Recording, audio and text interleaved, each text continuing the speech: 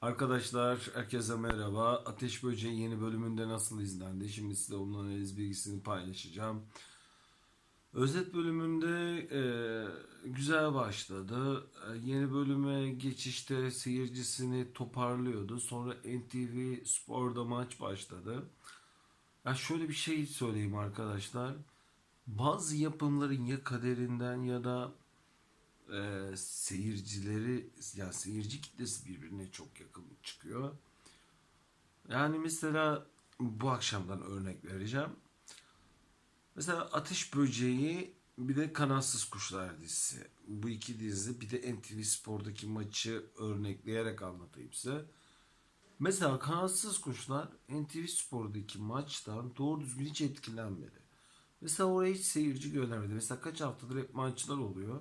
Ateş Böceği daha çok etkileniyor.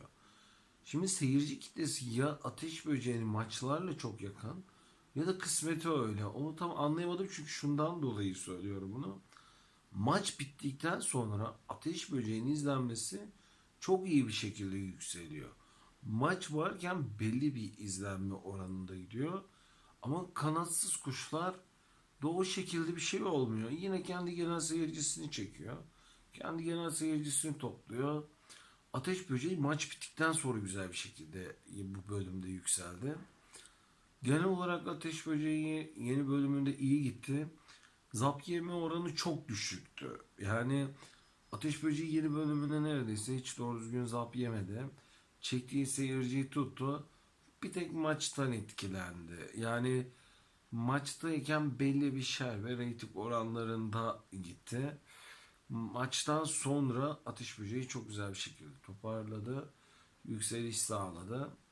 Yani Ateş Böceği genel olarak yeni bölümünde iyi gitti diyebilirim. Birazdan sizlere Kanatsız Kuşlar nasıl izlendi ondan analiz bilgisini paylaşacağım.